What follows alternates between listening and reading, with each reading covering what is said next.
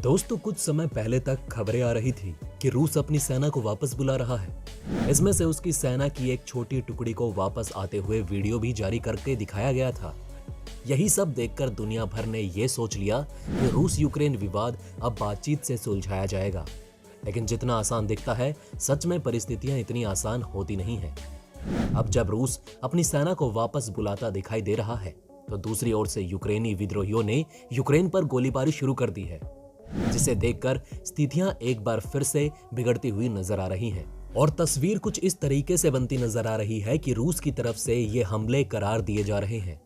रूस खुद न आगे आते हुए विवादित क्षेत्र से हमले करवा रहा है और पश्चिमी देश का मानना है कि इसी आड़ में रूस यूक्रेन पर कभी भी हमलावर हो सकता है।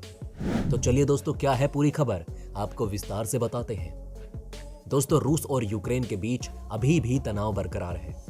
इस बीच यूक्रेन ने दावा किया कि रूस समर्थित विद्रोहियों की तरफ से एक गोला उसके इलाके में दागा गया। इससे वहां तनाव और ज्यादा बढ़ गया। हालांकि रूस ने इस घटना से इनकार किया है। एक राजनयिक सूत्र ने कहा कि यूरोप में सुरक्षा और सहयोग के लिए बनाए संगठन यानी OSCE ने 17 फरवरी तड़के लाइन ऑफ कॉन्टैक्ट के पास गोलीबारी की घटनाओं को दर्ज किया था। OSCE ने आमतौर पर प्रत्येक दिन दर्जनों संघर्ष विराम उल्लंघनों की सूचना दी है, जिसमें गोलीबारी या झड़पें होती हैं। यूक्रेन और रूस के बीच जंग का खतरा लगातार बढ़ता जा रहा है। इस बीच 19 फरवरी को खबर आई कि यूक्रेन सीमा के पास रूसी इलाके में 2 गोले दागे गए। रूसी संघीय सुरक्षा सेवा यानी FSB ने इस खबर की पुष्टि की है। ये खबरें ऐसे समय पर आ रही हैं जब यूक्रेन में रूस समर्थित विद्रोहियों के कब्जे वाले इलाके में लगातार विस्फोट और गोलीबारी हो रही है। 19 फरवरी को खबर आई कि ईस्टर्न ऑफ यूक्रेन में हुई गोलीबारी में यूक्रेनी सेना के 2 सैनिकों की मौत हो गई। हमले के डर से विद्रोहियों ने अपनी सेना को लामबंद होने का आदेश दे दिया है। स्पुतनिक की रिपोर्ट के मुताबिक 19 फरवरी को एक कानून प्रवर्तन सूत्र ने कहा कि यूक्रेन बॉर्डर के पास रूस के रोस्टोव इलाके में 2 गोले दागे गए। FAB यानी कि रूसी संघीय सुरक्षा सेवा ने सीमा विभाग ने पुष्टि की है कि 19 फरवरी को रूसी रोस्टोव क्षेत्र में 2 गोले दागे गए। FAB ने गोलीबारी के बाद एक वीडियो भी साझा किया। रूस की जांच समिति ने यूक्रेनी क्षेत्र से रूसी इलाके पर गोलीबारी पर आधिकारिक कार्यवाही शुरू की है। वहीं रूस ने लगाया गोलीबारी का आरोप। दोस्तों, समिति ने कहा कि 19 फरवरी की सुबह यूक्रेन के क्षेत्र में अनजान व्यक्तियों ने कई रॉकेट लॉन्चरों का इस्तेमाल करके रोस्टोव इलाके में सीमावर्ती क्षेत्रों पर गोले बरसाए। हालांकि इसमें कोई नागरिक घायल नहीं हुआ। रिपोर्ट के मुताबिक घटनास्थल की जांच अभी भी की जा रही है। दूसरी ओर यूक्रेन ने रूस के इन आरोपों को खारिज किया है। यूक्रेन के विदेश मंत्री ने कहा कि हम रूसी क्षेत्रों में किसी भी कथित यूक्रेनी गोलाबारी के सभी आरोपों का दृढ़ता से खंडन करते हैं। यूक्रेन ने किया आरोपों का खंडन। दोस्तों, आपको बता दें कि दिमित्री कुलेबा ने कहा कि यूक्रेन ने इस तरह की किसी भी गोलीबारी कभी नहीं की। हम रूसी मीडिया की ओर से रिपोर्ट की गई घटनाओं की जल्द और निष्पक्ष अंतर्राष्ट्रीय जांच की अपील करते हैं। 19 फरवरी को पूर्वी यूक्रेन में हुई गोलीबारी में यूक्रेनी सेना के 2 सैनिकों की मौत हो गई। ये इलाका पिछले कुछ दिनों से बेहद अशांत चल रहा है, जिस पर रूस समर्थित विद्रोहियों का कब्जा है।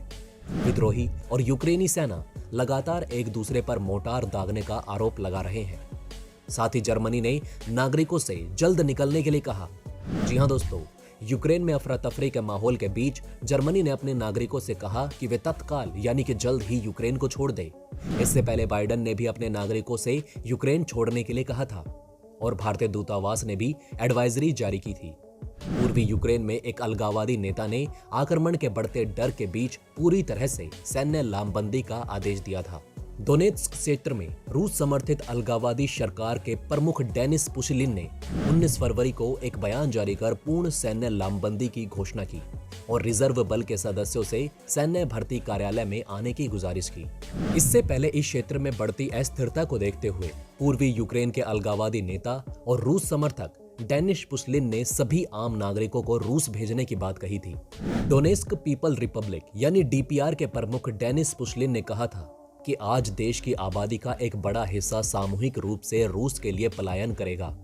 हम यहां से महिलाओं, बच्चों और बुजुर्गों को पहले निकालेंगे। डेनिस ने टेलीग्राम के जरिए एक वीडियो संदेश में कीव पर रूस समर्थक क्षेत्रों पर हमला करने की योजना बनाने का आरोप लगाया। पुशलिन ने अंदेशा जताया कि यूक्रेन के राष्ट्रपति व्लादिमीर जेलेंस्की आने वाले समय में अपने सैनिकों को हमारे प्रति आक्रामक होने का आदेश देंगे। यूक्रेन ने पूर्वी यूक्रेन में रूसी समर्थित बलों पर लुहांस्क क्षेत्र में एक गांव में गोले दागने का आरोप लगाया, जिसमें कहा गया कि गोला दागकर किंड्रागर को निशाना बनाया गया। यूक्रेन की ओर से आरोप लगाया गया है कि गुरुवार को रूस समर्थित विद्रोहियों ने पूर्वी यूक्रेन के युद्ध विराम रेखा के पार गोलीबारी की। उन्होंने कहा कि गोलीबारी ऐसे समय में की गई जब पश्चिमी देशों ने किसी भी दिन रूसी आक्रमण की संभावना की चेतावनी दी थी। हालांकि गोलीबारी की पुष्टि नहीं की गई है। न्यूज एजेंसी के मुताबिक यूक्रेन की ओर से युद्ध की संभावना पर चिंता जताई गई है और कहा गया है कि 1 लाख से अधिक रूसी सैनिक यूक्रेन की सीमा के पास हैं। उधर मॉस्को ने इस बात से इनकार किया कि वो हमले की योजना बना रहे हैं। कहा गया कि इस सप्ताह वो कुछ सैनिकों को वापस बुला रहे हैं, लेकिन पश्चिमी देशों का कहना है कि उन्हें इस बात पर यकीन नहीं। इससे बात परमाणु युद्ध तक पहुंच चुकी है। गौरतलब है कि यूक्रेन को लेकर रूस और अमेरिका में बात इस हद तक बढ़ चुकी है कि नौबत परमाणु युद्ध तक पहुंच चुकी है। अमेरिका ने परमाणु हमला करने में सक्षम B-52 बॉम्बर्स जेट को यूरोप में तैनात कर दिया है। अपने सबसे आधुनिक स्टेल्थ फाइटर जेट F-35 को भी भेज दिया है। वहीं दूसरी तरफ रूस कल राष्ट्रपति व्लादिमीर पुतिन की मौजूदगी में अब तक की सबसे बड़ी न्यूक्लियर मिसाइल ड्रिल करने जा रहा है।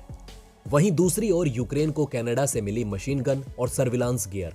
दोस्तों, यूक्रेन के रक्षा मंत्री ओलेस्की रेजनिकोव ने कहा कि उसे कनाडा के सैन्य सहायता पैकेज यानी मिलिट्री असिस्टेंट पैकेज के तहत मशीन गन, सर्विलांस गियर और राइफल मिल चुकी हैं। यूक्रेन को नाटो सहयोगियों से भारी मात्रा में हथियार और सैन्य गियर मिले हैं। यूक्रेन रूस के संभावित हमले से निपटने के लिए तैयार हो चुका है। हाल ही के दिनों में क्षेत्र में यूक्रेन की सेना और रूस समर्थित विद्रोहियों के बीच हिंसा बढ़ने के बाद ये कदम उठाया गया। इस हिंसा को लेकर पश्चिमी देशों ने आशंका जताई कि मॉस्को इसकी आड़ में हमला कर सकता है।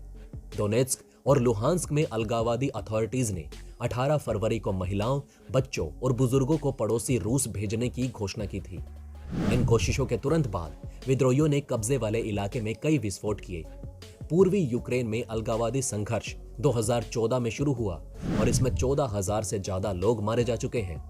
वहीं दूसरी ओर विश्व ने यूक्रेन को और आर्थिक सहायता देने के लिए $35 करोड़ की सहायता देने का ऐलान किया।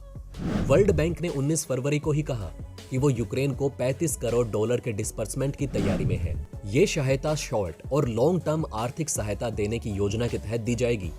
19 फरवरी को यूक्रेन के राष्ट्रपति के साथ विश्व बैंक के प्रेसिडेंट के साथ मीटिंग हुई, जिसके बाद वर्ल्ड बैंक के प्रेसिडेंट ने कहा कि वर्ल्ड बैंक ग्रुप यूक्रेन के लोगों और इकोनॉमी को शॉर्ट टर्म और लॉन्ग टर्म आर्थिक सहायता जारी रखेगा। इसी बीच यूक्रेन से एक और खबर आई, जिसमें यूक्रेन ने भारी गोलीबारी के चलते डोनबास में थोड़े समय के लिए एक चेक पॉइंट बंद कर दिया। यूक्रेन ने बीते हफ्ते पूर्वी डोनबास में उस इलाके में 7 में से एक चेक पॉइंट में एक्टिविटी रोक दी है, जिसका कंट्रोल रूस समर्थित अलगाववादियों के हाथ में है। इस बीच सरकारी सैन्य बलों और अलगाववादियों के बीच गोलीबारी की घटनाओं में बढ़ोतरी देखने को मिल रही है, जिसे यूक्रेन की सरकार रूस समर्थक अलगाववादियों की तरफ से उकसावे की कार्यवाही कह रही है। यूक्रेन के पश्चिमी सहयोगी देशों का कहना है कि रूस यूक्रेन पर हमला करने की तैयारी में है। यूक्रेन और अलगाववादियों के बीच गोलीबारी में हुई ये बढ़ोतरी हमले की पहली से बनी भूमिका थी। तो दोस्तों, कैसी लगी आपको ये वीडियो हमें कमेंट करके जरूर बताएं। साथ ही यूक्रेन और रूस विवाद पर आपकी क्या राय है ये भी हमें कमेंट में बताना ना भूलें। वहीं अगर आपको ये वीडियो अच्छी लगी तो इसे लाइक और थम्स अप देना ना भूलेगा। और अगर आपने अभी तक हमारे चैनल को सब्सक्राइब नहीं किया है तो जाते जाते चैनल को सब्सक्राइब जरूर करें। खुश रहें, ध्यान रखें। जय हिंद।